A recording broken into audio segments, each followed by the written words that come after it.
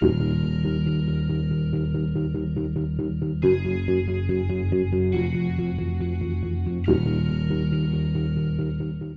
guess for my question, what everyone's been waiting for, of like, Jimmy, why did Jason Takes PA fall apart?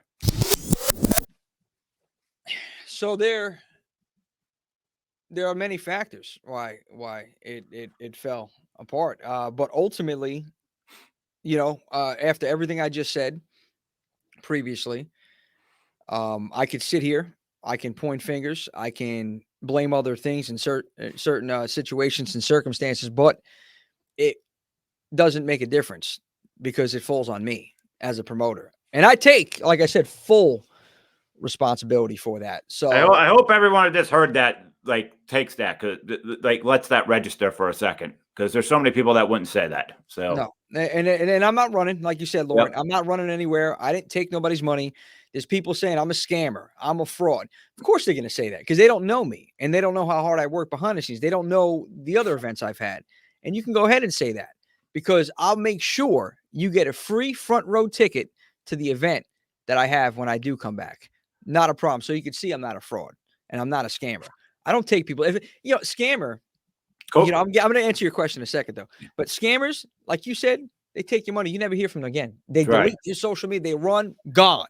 Okay? If I'm responding to you and I'm sending you private messages through Messenger or email saying, hey, and giving you my direct line saying, look, here's what's been refunded.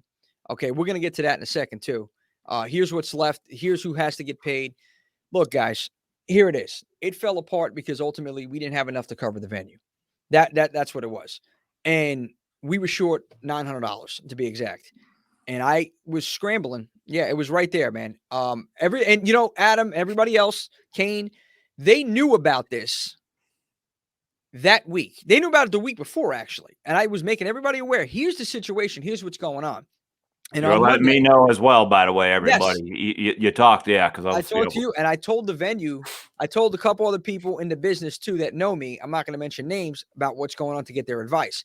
And the thing is, and they told me, these people told me, you have to cancel it because it is worse to have the event, and I believe this too, and not pay Kane Hodder's full guarantee, okay, because I'm taking some of his money to put it towards the venue, than to not have the event, okay, and just cancel it before that happens. So I know people are probably saying, Lauren, $900. You telling me you can't scramble? Guys, I've put everything I had at him. I emptied my credit cards. I've emptied my account. I took my card note and I put it towards whatever the balance was on this thing.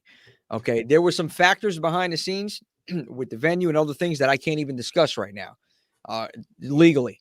So the bottom line is, when I told and I informed how Adam and everybody else how much we were short on the venue Friday before, it was a whole big issue.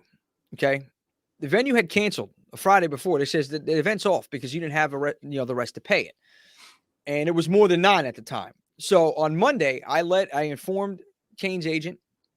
She told Kane he was rebooking his flights to go home.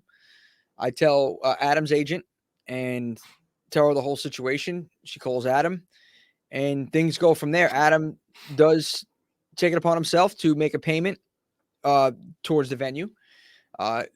Left us with a balance of 9.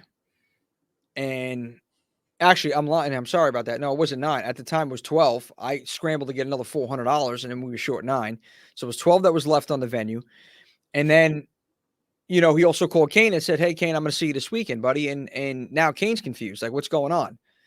So it was a whole big mix-up behind the scenes.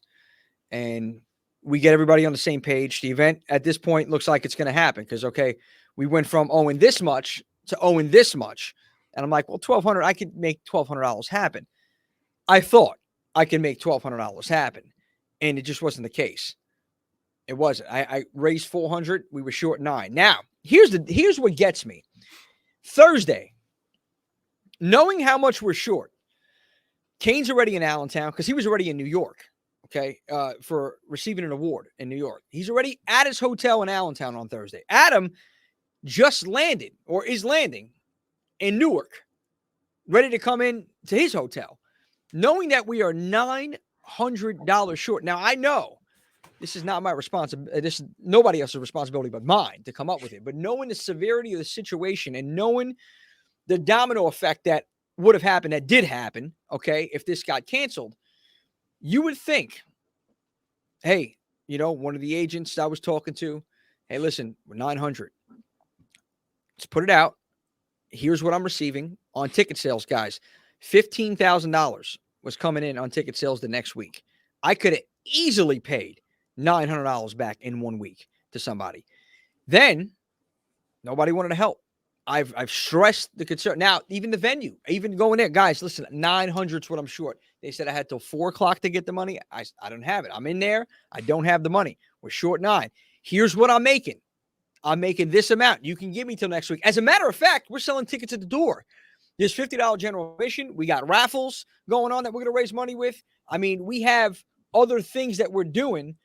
We're selling posters that we could raise the money. We can give you $900 the day of the event, and whatever we're short, I got you covered with the Eventbrite money that's coming in the next week.